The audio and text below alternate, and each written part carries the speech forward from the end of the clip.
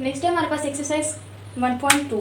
तो इसमें क्या कहते हैं पहले क्वेश्चन में कि हमें ये फॉलोइंग मैट्रिसेस दिए हुए हैं, उसमें से हमें आइडेंटिफाई क्या करना है कि कौन कौन सा मैट्रिक्स यूनिट मैट्रिक्स है, रो मैट्रिक्स है, कॉलम मैट्रिक्स है और नल मैट्रिक्स है। यानी चार जो हमें आइडेंटिफाई करना है कि इनमें से कौन कौन सा मैट्रिक्स क्या है। तो अगर हम लोग देख लें तो ये पहला मैट्रिक्स हमारे पास स्क्वायर मैट्रिक्स है, ठीक है। उसके बाद ये वाला हमारे पास स्क्वायर मैट्रिक्स है। हमने अगर हम लोग देखें, ठीक है, तो ये वाला मैट्रिक्स सारी की सारी एंट्री जीरो है, ठीक है। तो ये हमारे पास नल मैट्रिक्स हो गया, ठीक है। नल मैट्रिक्स का ज़रूरी नहीं होता कि सारी की सारी ये हमारे पास स्क्वायर मैट्रिक्स हो या कोई भी हो। उधर से ई को अगर हम देखें तो इसमें भी जितनी भी एंट्री यानी एक एंट्री है तो ये भी हमारे पास जीरो है, तो ये भी हमारे पास नल मैट्रिक्स हो गया। नेक्स्ट सी में अगर देखें तो ये हमारे पास एक ही कॉलम है, ठीक है, तो ये हमारे पास कॉलम मैट्रिक्स हो गया, ठीक है। क्योंकि कॉलम मैट्रिक्स की हमने डेफिनेशन पढ़ी थी कि जिसमें सिर्फ और सिर्फ एक कॉलम हो। उसी तरह रो मैट्रिक्स ये हो गया क्योंकि इसमें एक रो है। रो मैट्रिक्स की डेफिनेशन में था कि इसमें एक रो होनी चाहिए। अगर डी को देखें तो डी हमारे पास स्क्वायर मैट्रिक्स है और दूसरा डायगोनल एंट्रीज हमारे पास 1 1 है, तो ये हमारे पास आ गया आइडेंटिटी मैट्रिक्स, ठीक है जी। और लास्ट में अगर देख लें तो ये फिर अगेन हमारे पास कॉलम मैट्रिक्स आ गया क्योंकि इसमें भी एक ही कॉलम है, तो ये हमारे पास सोल्व हो गया। 2 का सेकंड क्वेश्चन। सेकंड में क्या कहते हैं कि इनमें से बताना है कौन कौन सा मैट्रिक्स कौन कौन सा, यानी स्क्वायर मैट्रिक्स है, रेक्टेंगुलर है, रो है, कॉलम है, आइडेंटिटी है या नल मैट्रिक्स है, ठीक है। तो देखते हैं क्वेश्चंस। फर्स्ट अगर देख लें तो फर्स्ट वाले में हमारे पास अगर ऑर्डर को स्टार्ट पे देख लें, ठीक है, तो ऑर्डर में 2/3 का ऑर्डर है, ठीक है, यानी 2 रोज है और 3 कॉलम्स है, ठीक है। 2/3 का तो ऑर्डर है, लेकिन अगर हम लोग गौर करें तो इसमें 2/3 हो गया ना, 2/3, तो यानी इसमें रोज जो है वो कॉलम्स के इक्वल नहीं है, रोज डजंट इक्वल टू कॉलम्स, ठीक है। तो ये हमारे पास कौन सा मैट्रिक्स हो गया, रेक्टेंगुलर, ठीक है जी, रेक्टेंगुलर मैट्रिक्स। नेक्स्ट अगर ये देखें तो इसमें हमारे पास सिंपल 3/1 का तो है, लेकिन इसमें सिंपल सिर्फ एक हमारे पास कॉलम है, तो ये हमारे पास कॉलम मैट्रिक्स हो गया, ठीक है। नेक्स्ट अगर ये वाला देखें तो इसमें रोज इक्वल है कॉलम्स के, यानी ये हमारे पास 2/2 का ऑर्डर है, तो ये हमारे पास स्क्वायर मैट्रिक्स है,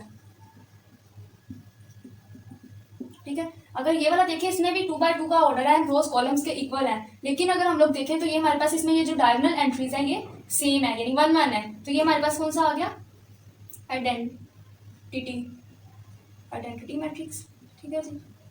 नेक्स्ट अगर इधर देखिए इधर भी अगेन हमारे पास रोज इक्वल टू कॉलम्स के नहीं है, यानी 3/2 का कॉलम है, ठीक है, तो ये हमारे पास आ गया रेक्टेंगुलर, ठीक है।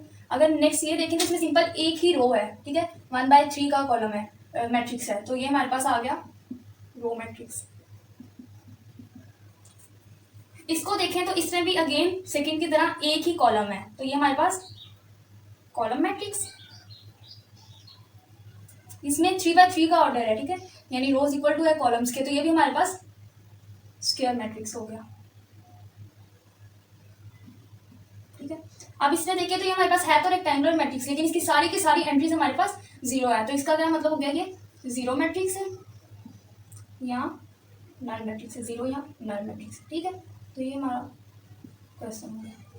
नेक्स्ट है जी हमारे पास क्वेश्चन नंबर 3। क्वेश्चन नंबर 3 में क्या कह रहा है कि हमें बताना है कि इनमें से कौन कौन सा मैट्रिक्स जो है वो डायगोनल है, स्केलर है या यूनिटी है, ठीक है। तो हम लोगों ने जब इनकी डेफिनेशंस पढ़ी थी प्रीवियस लेक्चर्स में, तो उन्होंने उसमें हमने क्या देखा था कि ये सारे के सारे होंगे स्केलर मैट्रिक्स, लेकिन मिनिमम जो माइनर सा इनके अंदर डिफरेंस होगा, ठीक है।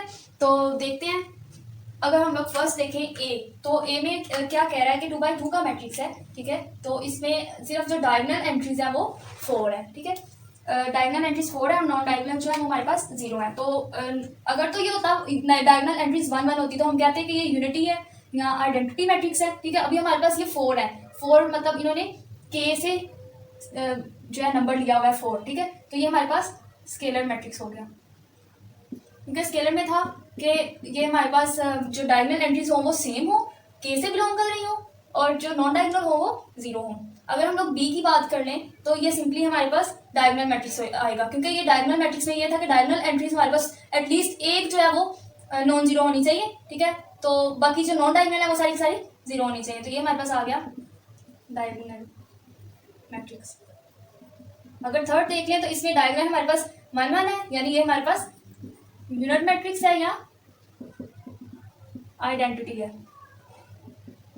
ठीक है जी। अगर डी वाले को देख लें तो इसमें भी ये हमारे पास सिंपली डायगोनल मैट्रिक्स आएगा, क्योंकि इसका डायगोनल में से एटलीस्ट वन जो है वो नॉन जीरो है, बाकी सारी नॉन डायगोनल जीरो जीरो है। तो ये भी हमारे पास आ गया डायगोनल मैट्रिक्स। और अगर थर्ड वाले को देख लें, इसको जरा सिंप्लीफाई कर लें तो ई इज इक्वल टू हमारे पास आ जाएगा 5 - 3 2, ये जीरो, ये भी जीरो, 1 + 1, ये भी हमारे पास 2 आ गया। तो यानी हमारे पास डायगोनल एंट्री सेम आ गई है, नॉन डायगोनल जीरो है। तो ये अगेन हमारे पास स्केलर मैट्रिक्स हो जाएगा। ठीक है, तो ये हमारा क्वेश्चन सोल्व हो गया।